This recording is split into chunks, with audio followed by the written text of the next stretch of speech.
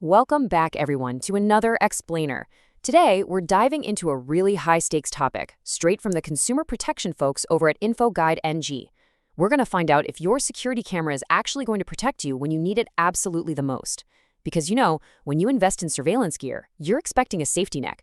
But what if that net is completely full of holes?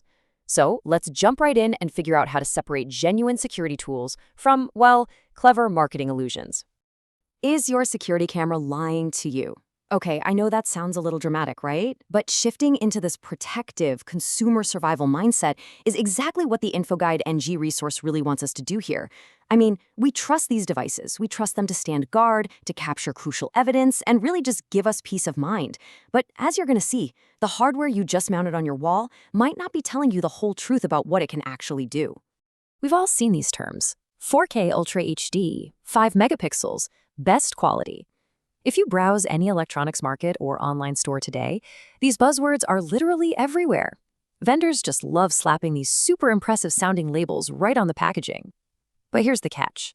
InfoGuide NG warns us that these advertised resolutions can be wildly misleading. A lot of the time, we're basically just buying a marketing claim rather than an actual physical capability. And the shocking truth exposed by InfoGuide NG actually all boils down to the number 2. Seriously, underneath all that shiny casing and those really bold claims, a huge chunk of these supposedly high-end 4K or 5 megapixel cameras are really just capturing a basic, low-quality 2 megapixel image. You're paying top dollar for this high-definition experience, but the raw data the camera is actually pulling in is vastly inferior. So how in the world do manufacturers actually get away with this? Well, they use this trick called interpolated lenses. It's a pretty deceptive practice. What they do is they take that tiny, low-quality 2 megapixel image and they use software to just artificially stretch it out. They are essentially inflating the image with digital guesswork so that, on paper, it hits the pixel count of a 4K or 5 megapixel file. It is quite literally the visual equivalent of watering down the soup, but selling it to you in a much bigger bowl. Now, the real nightmare happens when you actually need the camera to do its job. Just imagine a real security incident happens at your place. You rush to your recorded footage, you spot the intruder, and you hit zoom to identify their face.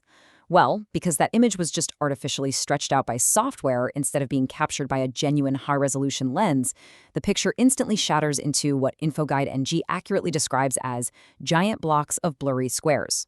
All that promised crystal clear detail? It simply evaporates right when you need it most. And let's be real, without authentic, true resolution, your surveillance tech is fundamentally useless. As InfoGuide NG so perfectly puts it, you haven't actually bought a security camera, you've bought an expensive wall decoration.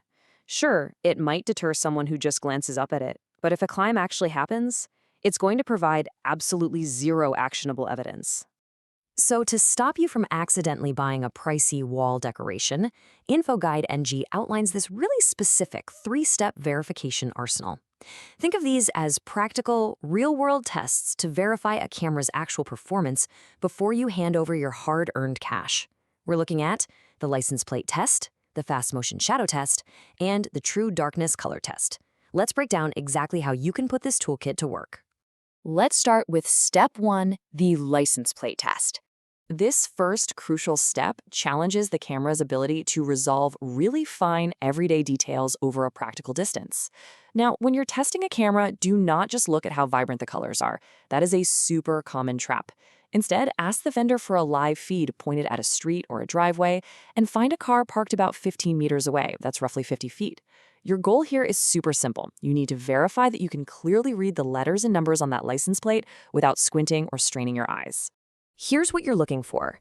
If you're dealing with one of those counterfeit interpolated lenses, those characters are going to turn into these weird squiggly lines or just a messy blur the exact second you try to magnify them.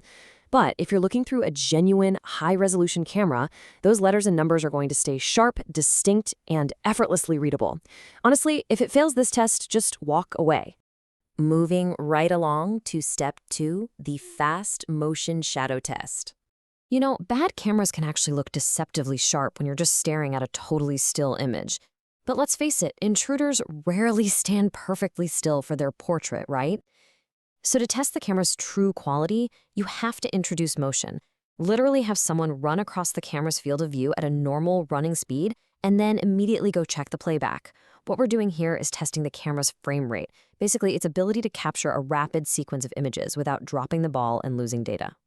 So, when you pull up that playback, you're looking for a very specific visual contrast. A high-quality camera with a proper, robust frame rate is going to show a clear, distinct human being mid-stride.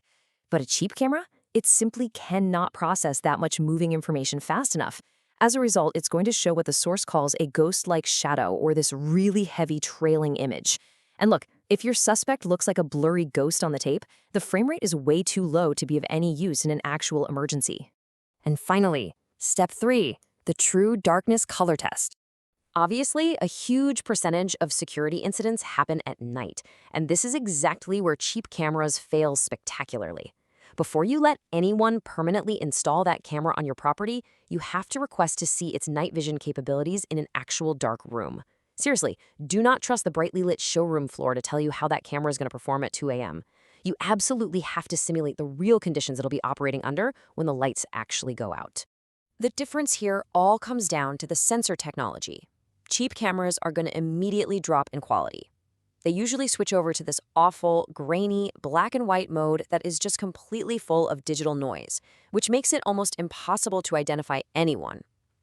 Premium, high-grade sensors, on the other hand, are specifically designed to pull in even the tiniest amount of ambient light.